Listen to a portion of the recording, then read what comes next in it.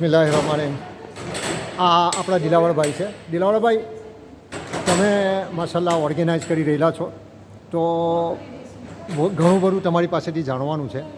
તો સૌપ્રથમ તો તમે એ કહો કે આ પ્રોગ્રામ ચાલુ કરવા માટે બધા આઈડિયા અને વિચારો કેવી રીતે પેદા થયા? અસ્સલામુ અલૈકુમ અબ્બાસભાઈ. આ પ્રોગ્રામ આપણા વર્લ્ડ ભરૂચીવાળા ફેડરેશન એમને કીધું કે પબ્લિકને આપણે ભેગી કરવા. મેં કહ્યું કે પહેલાં આપણે યુથને બી ભેગા કરવા પડશે, એલ્ડરડીને બી ભેગા કરવા પડશે અને લેડીઝને બી કરવા પડશે. અને એ લોકોને મેં જણાવ્યું કે આ એલ્ડરલી લોકો છે તેમને આપણે ખાસ બબ્બે વીકે એમને બોલાવીને એમની તકલીફો જાણવી પડશે, એમને ખુશાલ કરવા પડશે. એમના ઘણા બધા સવાલો હોય છે. તો આ વર્લ્ડ ભરૂચીવાળા ફેડરેશને માન્ય રાખ્યું અને એ પ્રોગ્રામની જિમ્મેદારી મેં લીધી. અને અલ્હમ્દુલિલ્લાહ મને એવું હતું કે બહુ સક્સેસ નહીં જાય અને આપણા લોકો ઘરેથી નહીં નીકળે. તો માશાઅલ્લાહ જ્યારનો પ્રોગ્રામ ચાલે છે ત્યારનો ખૂબ સરસ ચાલે છે. 5મો પ્રોગ્રામ થયો અને જે અસલ ઉદ્દેશ્ય છે કે એલ્ડરલી લોકોને ખુશ કરવા, એન્જોયમેન્ટ કરવા, મદદ કરવી, અને એ જ આપણો મકસદ હતો. કારણ કે આ યુકેના વેધરમાં અને દુનિયામાં પણ આ મેસેજ જાય અને દુનિયાના દરેક ઓલ્ડ પીપલનો આ લોકો લુક આફ્ટર કરે, એ જ ઉદ્દેશ્યથી આપણે ચાલુ કર્યો અને માશાઅલ્લાહ બધે આ પ્રોગ્રામ શરૂ થઈ રહ્યો છે. ખુશીની વાત છે. બહુ સરસ. અને ઘણા બધા વડીલો આપણા આવે છે, એ જોવા મળ્યું અને ઉમ્મીદ છે કે આ વધતું જશે. આ બધી જે પ્રવૃત્તિઓ થાય છે તેના માટે તમને વોલન્ટિયર્સ અથવા તો બધા જે પ્રોફેશનલ લોકો જે રીતે તમારી પાસે પર્સનલ આપણો હેલ્થ ટ્રેનર જે આવતો મોહમ્મદ, તો એ તમને મળી શકે છે અને તેને મેળવવા માટે તમારે શું બધી કોશિશો કરવી પડે છે? આપણે પહેલાં યોગામાં લેડીઝ રાખી હતી, તો યોગામાં લેડીઝ આપણે મીન્સ હોય તો ના સારું કહેવાય, એટલે પછી તરત આપણે પહેલાં કોઈ આપણને મળતું હતું ના, બીજા જ વીકે આપણે કોશિશ કરી અને અલ્હમ્દુલિલ્લાહ એ આપણને શારીરિક એક્સરસાઇઝ કરાવે છે.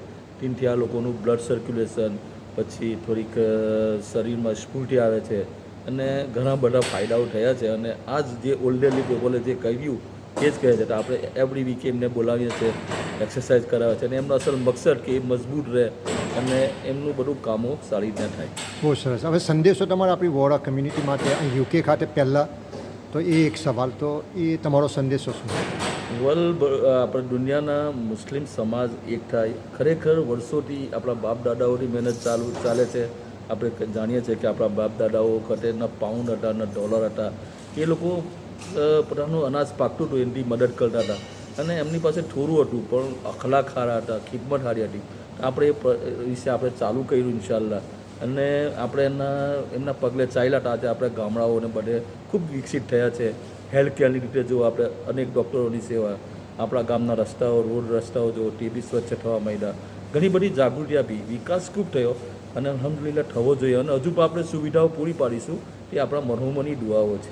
પરંતુ સાથે સાથે આપણે સમાજની બહુ ચિંતા કરવાની વિષય છે કે આપણા પ્રોબ્લેમો વધી રહ્યા છે. આપણા ઓલ્ટોના તલાકોના પ્રોબ્લેમ, ઓલ્ટોના ઘણા બધા પ્રશ્નો ચાલી રહ્યા છે. આપણા છોકરાઓ ગલત રસ્તે જઈ રહ્યા છે, ડ્રગ્સ નશામાં. આપણા યુવાનોને આપણે સારા રસ્તા પર લાવવાના છે, તરબિયત કરવાની છે. તો એક બાજુ આપણે વિકાસ કર્યો તે ખુશીની વાત છે, પણ એક બાજુ આપણે જે અખલાકમાં એમાં ખૂબ અધોગતિ કરી.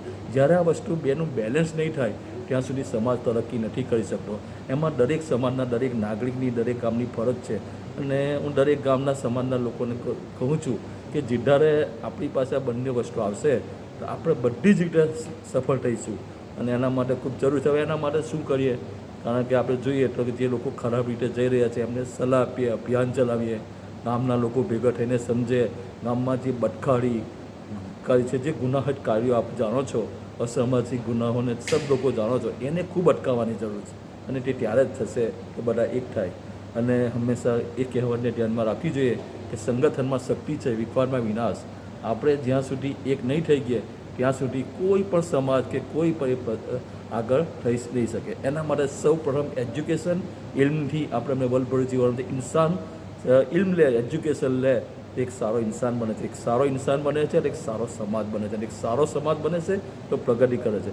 ઇન્શાઅલ્લાહ આ વરા સમાજને આગળ લઈ જવું એ મારી નહીં, દરેકની ફરજ છે અને દરેક મહેનત કરશે તો આજે થોડાક વર્ષોમાં એનું ફળ જોવા મળશે.